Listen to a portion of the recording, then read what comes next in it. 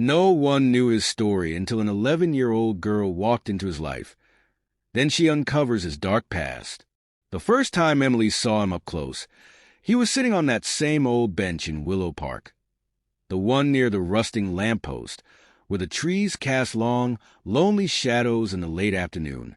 She had seen him before, from a distance, always hunched forward, his hands clasped together as if holding on to something invisible. People in town barely spoke about him.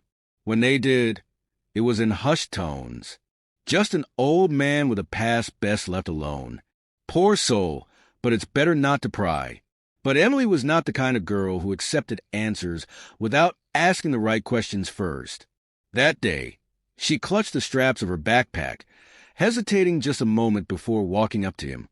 The chilly October breeze made her scarf flap slightly as she stepped closer. The man didn't react. He just sat there, staring down at the cracked pavement beneath his worn-out boots. "Hi," she said, shifting on her feet. Silence. Emily glanced around. Other kids were playing on the swings, their laughter echoing in the distance. Parents sat on benches further down, chatting away. No one paid attention to the old man. No one ever did. She tried again. "You always sit here." This time, he shifted slightly. Not much, but enough for her to know he had heard her. Emily wasn't the kind of girl who backed down easily. She plopped onto the bench beside him, her legs swinging slightly above the ground. "I'm Emily." A pause. Then, in a voice as rough as gravel, he muttered, "Walter." Emily smiled. It wasn't much, but it was something. "Nice to meet you, Walter."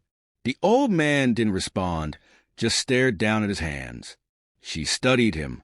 His coat was old, the fabric worn at the elbows. His shoes, though polished, were scuffed at the toes. His face was lined with deep creases, not just from age, but from something heavier, something time alone couldn't cause. "You live around here?" she asked, swinging her legs back and forth. Walter let out a slow breath, but didn't answer. Emily wasn't sure why she felt so drawn to him. Maybe it was the way everyone else ignored him, like he was invisible. Maybe it was because she knew what it felt like to be left out, to feel like you didn't quite belong. So she kept coming back. Every day after school, she'd stop by the park. At first, Walter barely acknowledged her. Some days, he wouldn't even look at her. Other times, he'd give her short, clipped answers, as if she was just another passing moment in his long, endless days. But Emily was patient. She wasn't looking for a quick answer. She wanted to understand him. Then, one afternoon, when the wind carried the smell of distant rain, she finally asked, "Why do you always sit here alone?" For the first time, Walter turned his head fully and met her gaze. His gray eyes held something unreadable, something locked away. "Because," he said quietly, "there's nowhere else for me to go." Emily felt a strange tightness in her chest. She didn't know what he meant, not yet. But she knew, deep down, that this mattered. She wasn't going to stop until she found out why. And she had no idea that, once she did, nothing would ever be the same. For days after their first real conversation, Emily couldn't shake Walter's words from her mind. "Because there's nowhere else for me to go." She repeated them over and over, trying to figure out what he meant. Didn't he have a home, a family, friends? She had never seen him anywhere except for that bench. Not at the grocery store, not at the diner where her mom liked to get coffee, not even at Sunday services, where most of the town's elderly gathered. It was like Walter existed only in that small corner of the park, a ghost frozen in time. And ghosts had stories. The next afternoon, she found him there again. She wasn't surprised, but this time she came prepared. She held out a brown paper bag. "I brought you a sandwich," she said. Walter eyed it but didn't take it. "It's ham and cheese," she added. "I made it myself." Well, sort of. My mom supervised. For a moment, she thought he would ignore her like he usually did. But then, with a slow, careful movement, he took the bag. "Thank you," he murmured. Emily smiled. "You're welcome." She didn't expect him to say anything else, but after a long silence, he spoke again. "You ask too many questions," he said gruffly. Emily grinned. "That's what my teachers say, too." Walter exhaled through his nose, almost like a laugh, but not quite. It was the first time she had seen even a glimpse of warmth in him. Encouraged, she asked, "Do you live nearby?" Walter hesitated. His fingers tightened slightly around the paper bag. "Not exactly," he said. "Then where do you live?" More hesitation. Then, finally, "Here." Emily frowned. "In the park?" Walter gave a slow nod. "More or less." She looked at him carefully. The worn coat, the scuffed shoes, the way he always sat here until it was nearly dark. She had never really thought about it before, but now the truth hit her like a cold wind. Walter was homeless. For the first time, Emily felt nervous. Not because she was afraid of him. She wasn't. But because she didn't know what to say. People in town whispered about the homeless. They talked about them like they were problems, not people. But Walter wasn't a problem. He was just alone. "How long have you lived here?" she asked softly. Walter's jaw tightened. "A long time." Emily's mind raced. Why? What had happened to him? How could a man who looked like he had once belonged somewhere, who spoke in a way that suggested he hadn't always been this way, end up with nowhere to go? She had so many questions, but one, more than the others, burned at the back of her mind. "What happened?" she asked. Walter's expression changed. For a moment, just a brief flicker, something flashed in his eyes, something deep and painful. Then, just as quickly, it was gone. "Some stories," he said quietly, "are better left untold." But Emily didn't believe that, because stories, even the ones people tried to hide, always found a way to be heard. And she was going to make sure Walter's did, even if she had no idea how much it would change everything. Emily couldn't stop thinking about Walter's words. Some stories are better left untold. But why? The more she thought about it, the more it nagged at her. Walter wasn't just some drifter. He spoke carefully, like someone who had once belonged to something bigger. There was a weight to his words, a history buried deep beneath the surface. And if there was one thing Emily knew about history, it was that it always had a way of catching up with people.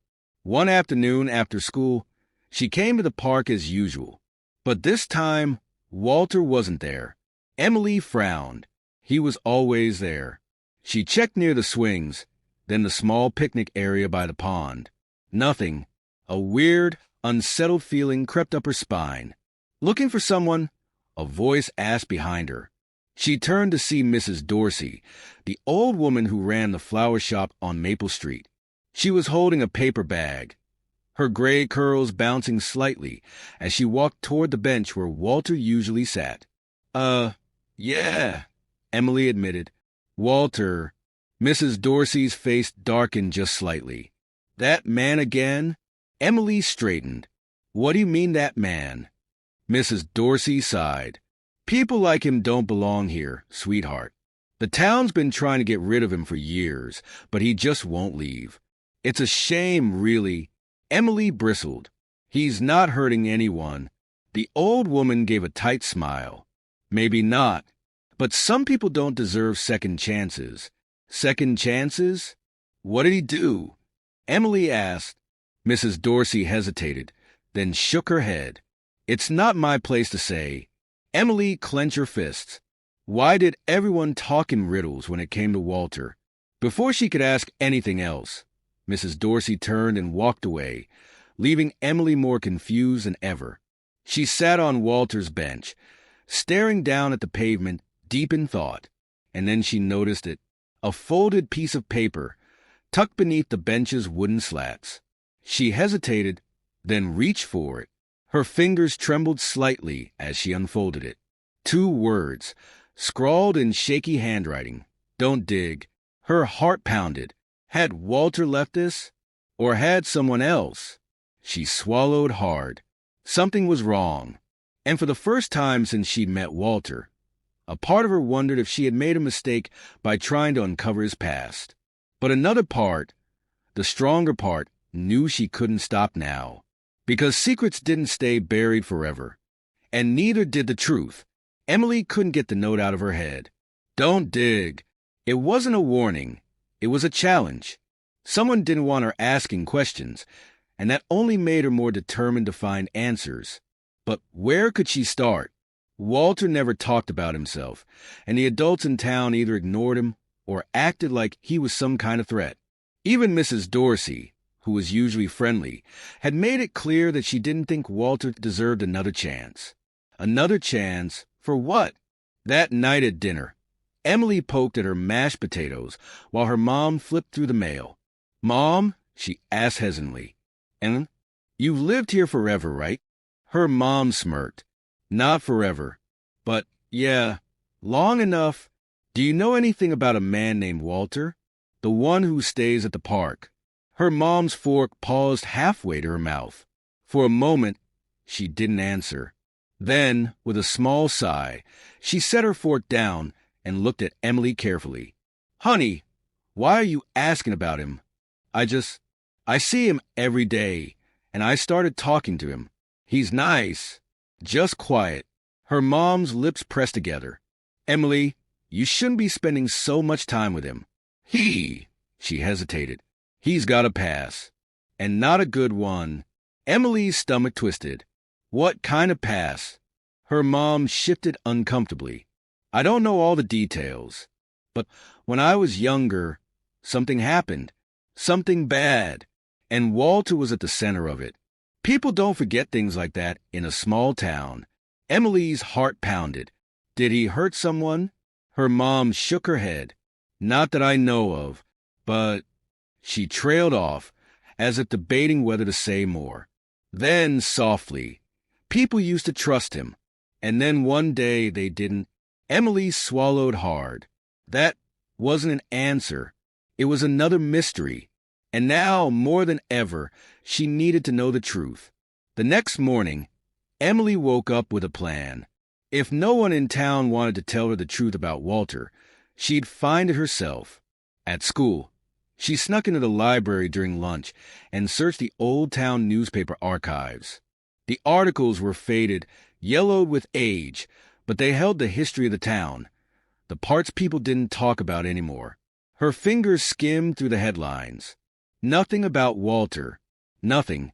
Until she found one. Local teacher accused of wrongdoing. Resigns in disgrace. Emily's breath caught. A teacher? She read faster. The article was from nearly 20 years ago. It didn't list many details. Only that Walter had once been a beloved teacher at the middle school before suddenly resigning amid serious allegations. No specifics. No trial. Just a man whose reputation had been erased overnight. Emily's hands trembled. Walter had been a teacher. Her heart pounded as she copied the article and stuffed it into her backpack. She needed to talk to Walter, but Walter was gone. She searched the park, the nearby streets, everywhere. His usual bench sat empty, the only sign of him a few scattered breadcrumbs on the pavement. Panic settled in her chest. Had someone forced him to leave? Had something happened to him? And then, just when she thought she'd lost him forever, she saw him. Across the street, near the old church, Walter stood with his head bowed, hands in his coat pockets, as if lost in thought. Emily ran to him, breathless. "Walter," he looked up, startled. His tired eyes softened when he saw her, but there was something else there too, something weary, something afraid. "You shouldn't be here," he murmured. "I found an article," she blurted out, "about you, about when you were a teacher." Walter's entire body stiffened. For a long moment he didn't speak. Then, in a voice barely above a whisper, he said, "You need to stop looking, Emily." "But, no." His voice hardened. "Some things don't need to be dug up." Emily's throat tightened. "But you didn't do anything wrong, did you?" Walter flinched. His hands curled into fists at his sides. And then, finally, he whispered, not in the way they think. Emily's heart pounded. There was more to the story. And she wasn't giving up until she knew the truth. Walter's words rattled in Emily's head for days. Not in the way they think. What did that mean? Walter had never outright denied the accusations. But he also hadn't admitted to anything. He was hiding something that had cost him his career, his reputation, and his place in town. And now, it seemed, he was running out of time. People were starting to notice her spending time with him. At school, her teacher gave her a strange look when she mentioned Walter's name. At the grocery store, Mrs. Dorsey murmured something to another woman while glancing in Emily's direction. Even her mother seemed uneasy, reminding her more than once to be careful. Careful of what? Emily needed answers. So, one evening, when the sky was just beginning to darken and the streetlights flickered on, she made her way back to the park. Walter was there, sitting on his usual bench, staring into the distance. Emily took a deep breath and sat beside him. "You said you didn't do anything in the way they think," she said quietly. "What did you mean?" Walter didn't move. For a moment, she thought he might ignore her. Then, finally, he spoke. "There was a boy," he murmured, "a student of mine. His name was James." Emily's breath caught. He was troubled. Walter continued. "His home life wasn't good. His father was." He paused. "Dangerous." Emily swallowed hard. "I tried to help," Walter said. His voice was strained, distant, as if the memory pained him. "James would come to my classroom after school, just to have somewhere safe to be. I thought I was doing the right thing." Emily could already see where this was going. "One day, his father found out," Walter said. His hands clenched into fists on his lap. "He stormed into the school, accused me of filling the boy's head with lies. And then he made sure the whole town heard a different story." Emily's stomach turned. "What did he say?" Walter exhaled shakily. "That I had taken advantage of James. That I had," he stopped, swallowing hard. "That I was dangerous. A predator." Emily's heart pounded. "And people believed him," she whispered. Walter nodded slowly. "No trial. No investigation. Just rumors. And when James disappeared, when he ran away, people assumed the worst." Emily gasped. "They thought you had something to do with it." Walter let out a hollow laugh. "They still do." Emily felt cold. This wasn't just an old man with a troubled past. This was a man who had been destroyed by a lie. And now, she was the only one who believed him. But if James was still out there, if he was alive, maybe there was a way to prove Walter's innocence. Maybe, after all these years, the truth could finally come out. Emily sat frozen on the bench, her mind racing. Walter had been accused of something awful, something he hadn't done. And the boy at the center of it all, James, had vanished. But if James was still out there, he could clear Walter's name. She had to find him. "Walter," she said carefully, "what if James is still alive? What if we could prove you didn't do anything wrong?" Walter let out a bitter laugh. "You think I haven't tried? I spent years searching for him, hoping he'd come forward. But no one wanted to listen. To them, I was already guilty." Emily shook her head. "Maybe they didn't listen then. But I will." Walter looked at her, something flickering in his tired eyes. "Emily, this isn't your fight." "Yes, it is," she said firmly. "Because it's wrong." She pulled out her phone and opened the browser. There had to be something. Some record of James, some clue about where he'd gone. She typed in his full name from the article, James Halpern. A few results popped up, old yearbook photos, school mentions, but then one article caught her eye. Local man speaks out about past trauma. Her heart pounded as she clicked the link. The article was from a small-town newspaper, published just a year ago. James Halpern, 28, has spent years overcoming his troubled past. He recalls escaping his abusive father at 14 and living on the streets before finally finding stability. Now, he works as a counselor for at-risk youth, helping others find their voice the way he never could. Emily nearly dropped the phone. "He's alive," she breathed. "Walter, he's alive." Walter leaned in, his eyes scanning the screen. His hands trembled. "That's him," he whispered. "After all these years." Emily quickly found an email address at the bottom of the article. Without hesitation, she sent a message. "Hi, James.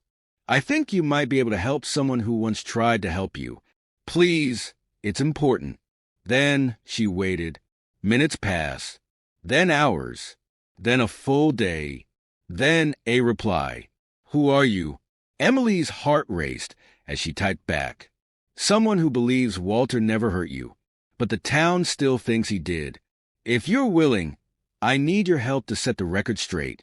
A long pause. Then another message. "Where can I find him?" Emily looked at Walter.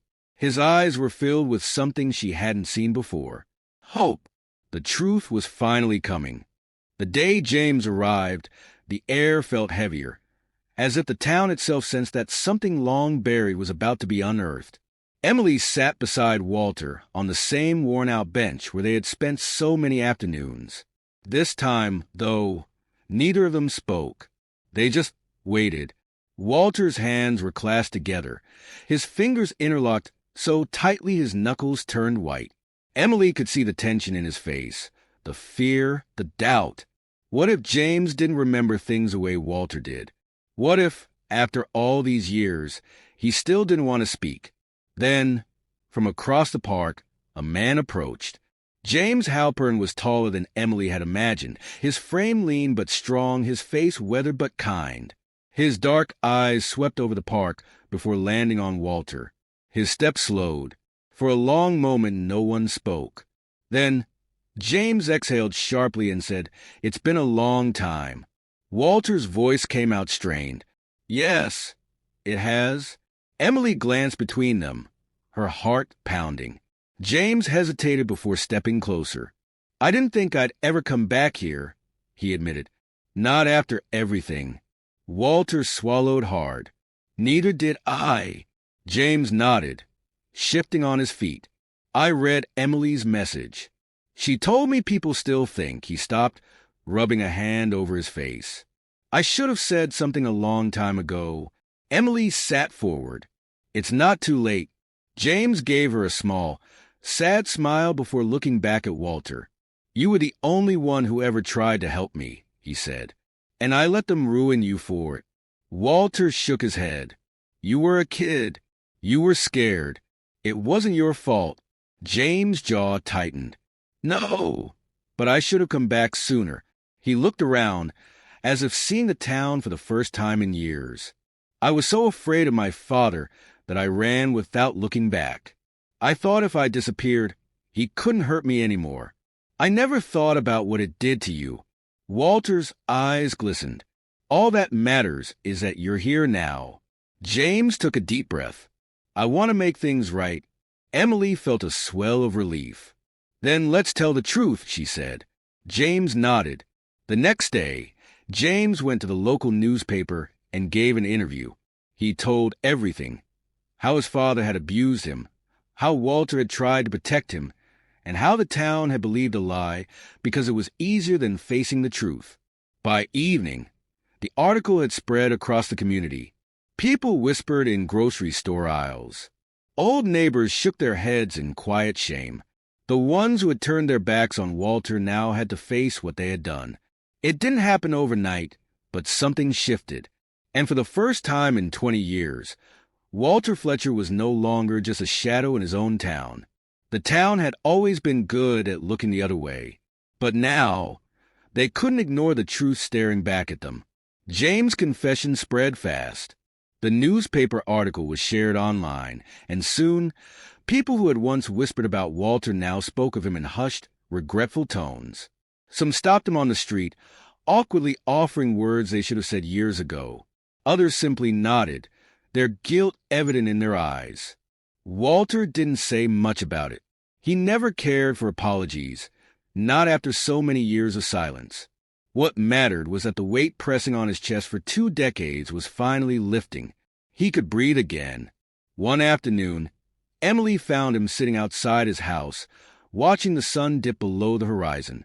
She settled onto the porch steps beside him. "They're talking about clearing your name officially," she said. "James is willing to testify, and the newspaper is pushing for a public statement." Walter smiled faintly. "That's more than I ever expected." Emily glanced at him. "You deserve it." For a long moment, they sat in comfortable silence. Then Walter said, "You know, I used to think my life was over a long time ago, that I was just waiting out the years." He turned to Emily. "But then you came along." She blinked, caught off guard. "Me?" Walter chuckled. "A stubborn little girl who wouldn't take no for an answer?" "Yeah, you." Emily grinned. "Well, someone had to do it." Walter nodded. "And I'm glad it was you." The town didn't change overnight.